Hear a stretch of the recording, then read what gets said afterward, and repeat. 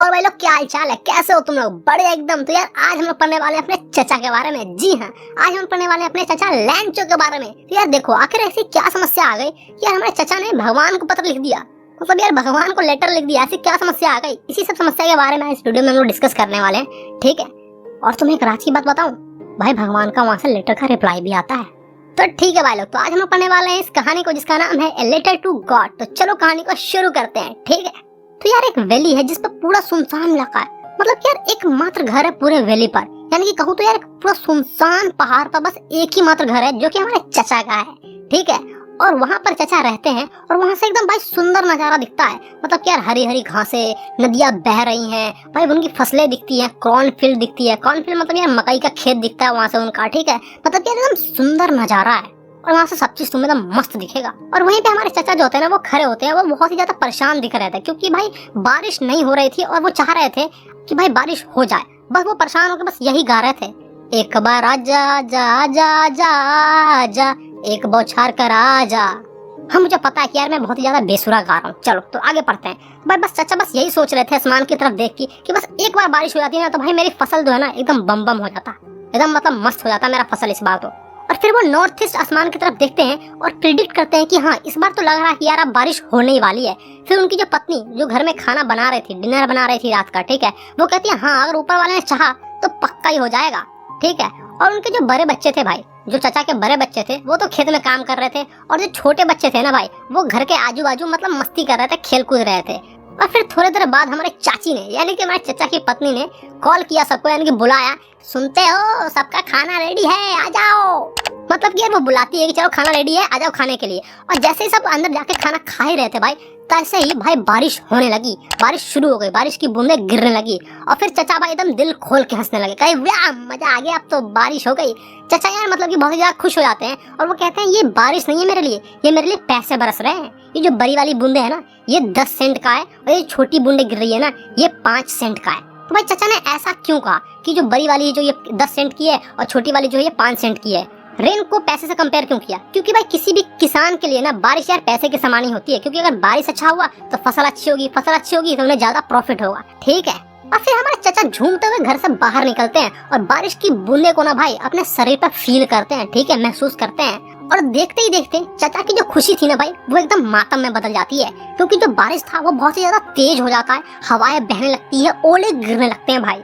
और फिर जब ओले गिरते हैं तो तुम्हें पता है यार फसल बर्बाद हो जाएगी। और चचा के भाई एकदम मुंह का एकदम रंग ही बिगड़ चुका था, एकदम पीला पीला रंग पड़ गया। उन्होंने कहा ये क्या हो गया भाई, अगर ये नहीं रुका तो मतलब मैं तो बर्बाद हो जाऊंगा, मेरी पूरी फसल खराब हो जाएगी। और भाई वहीं पे दूसरी ओर चचा के जो छोटे मोटे नन्हे मुन्ने बालक थे ना भाई, वो एकदम खुश हो जाते हैं। वो कहते हैं भाई ओला गिर रहा है, चलो बाहर एंजॉय करके आते हैं। और वो लोग घर के बाहर दौड़ते हुए जाते हैं, ठीक है। और ओले के साथ जो भी मस्ती करनी होती है, मारपीट जो भी करना होता है वो करते हैं, ठीक है। और इधर हमारे चचा की एकदम फटके 4 हो रखी थी, क्योंकि भाई ओले जो है बहुत ही तेजी से गिर रहे थे।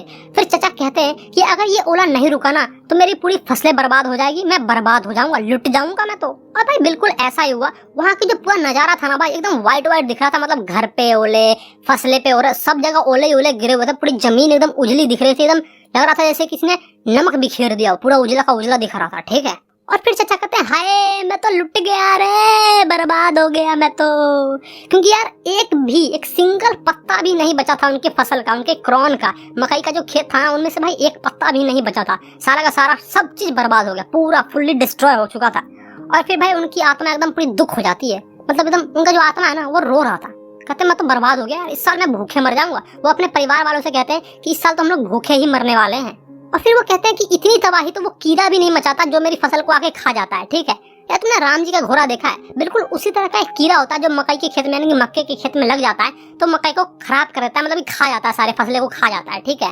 और इसीलिए हमारे चचा कहते हैं कि जितना इस ओले ने मेरा फसल बर्बाद किया है ना, इससे कम ही करता वो कीड़ा। और फिर वो कहता है कि इस साल तो हम लोग भूखे मरने वाले हैं, क्योंकि यहाँ पर कोई भी नहीं है जो कि हमारी मदद करेगा।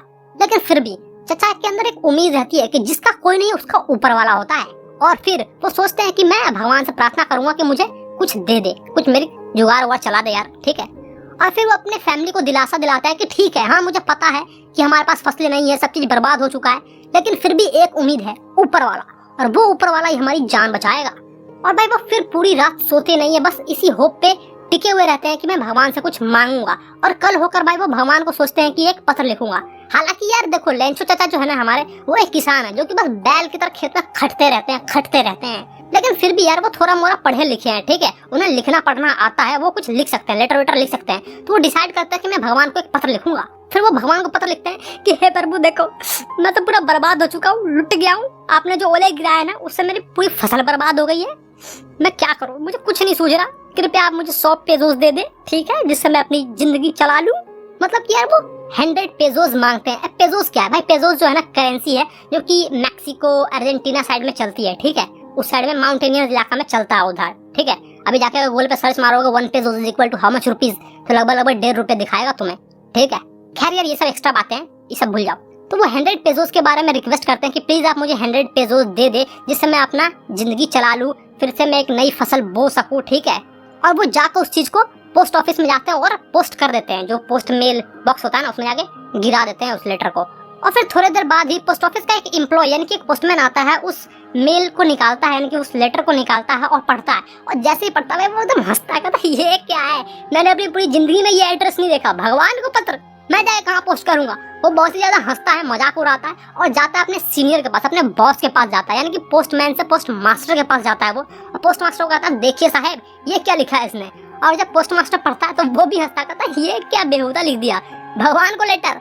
सब हंसते हैं यार, ठीक है। और फिर भाई थोड़ी देर बाद ही ना सब सीरियस हो जाते हैं और कहते हैं कि देखो इस इंसान का ना भगवान पे भरोसा है, ठीक है, फेथ है, तो इसका भरोसा ना उठे, इसलिए हम लोग कुछ पैसा इकट्ठा करेंगे और इसे देंगे। वो ऐसा डिसाइड करते हैं। और फिर पोस्ट मास्टर खुद, जितने भी कर्मचारी थे पोस्ट ऑफिस में, वो सारे के सारे और कुछ दोस्त सब मिलाकर भाई कुछ पैसे इकट्ठा करते हैं, लगभग हाफ से ज्यादा।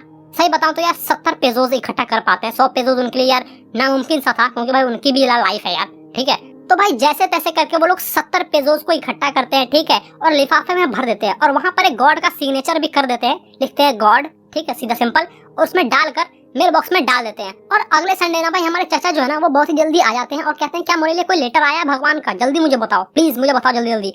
तो भाई जो भी पोस्टमैन और पोस्ट मास्टर थे वो डिसाइड कर लेते हैं, ठीक है, और जाकर उसे दे देते हैं, वो लेटर उसको थमा देते हैं। और हमारे चाचा जैसे उस लेटर को लेते हैं भाई एकदम खुश हो जाते हैं, कहते हैं वाह भगवान का लेटर आ गया, इसमें पैसे होंगे, इसमें तो पैसे होंगे। मतलब यार उससे इस बात का कोई भी आइडिया नहीं होता कि क्या भगवान भी लेटर लिख के मैं पोस्ट करते हैं, हमें देंगे, रिप्लाई देंगे। एकदम कॉन्फिडेंस था कि भाई लेटर तो आएगा ही आएगा। वो लेटर को खोलता है, ठीक है, पैसे वो गिनता है और पैसे को जैसे ही गिनता है ना भाई वो 70 पेजोस ही होते हैं। और वो देखता है कि अरे बस 70 पेजोस। और फिर भाई वो समझ जाता है कि ये भगवान की तो गलती हो नहीं सकती, ठीक है, क्योंकि यार ये सारे इन्हीं का किया धरा है। ये जितने भी एम्प्लॉय मुझे दिख रहे हैं ना ये पोस्ट ऑफिस में, ये इन्हीं का किया धरा है, इन्होंने मेरा पैसा चुरा लिया है। वो तुरंत जाते हैं अगले विंडो पे, वहां से एक फॉर्म लिखते हैं और फिर से एक भगवान को लेटर लिखना शुरू करते हैं। कहते हैं हे भगवान देखिए जितना मैंने आपसे मांगा था ना मुझे उतना नहीं मिला है, बस मुझे 70 पेजोस ही मिला है, ठीक है, तो बाकी का जो बचा हुआ 30 पेजोस है वो भी आप मुझे दे दीजिए, ठीक है, मुझे पोस्ट कीजिए क्योंकि मुझे इसकी बहुत जरूरी है, इतने में तो मेरा गुजारा नहीं हो पाएगा। और हाँ इस बार जो पैसे भेजोगे ना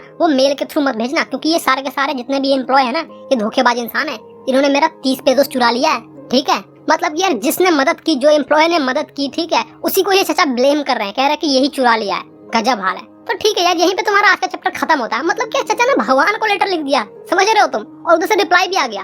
अच्छा मानो अगर तुम्हें ऐसा मौका मिले कि भगवान को लेटर लिखना है, ठीक है, सपोज कर लो कि तुम्हें भगवान को लेटर लिखने का मौका मिला और भगवान तुम्हारा रिप्लाई भी देंगे लेटर का, ठीक है, तो तुम क्या बोलोगे? सो बताओ मुझे नीचे कमेंट में, बताओ तुम क्या बोलोगे। भाई मुझे तो ऐसा लगता है ना कि अधिकतर बच्चा यही कहेगा भगवान इस बार मेरा सीबीएसई का बोर्ड है, पास करवा दे बस तू, इस बार मैं बाकी सब देख लूंगा। कितने लोग इस पे एग्री करते हो वो भी लाइक करना, ठीक है। चलो तो वीडियो अच्छा लगा तो वीडियो को लाइक करो और भाई का चैनल तो सब्सक्राइब नहीं किया तो क्या कर रहे हो भाई लोग, चैनल तो सब्सक्राइब कर लो।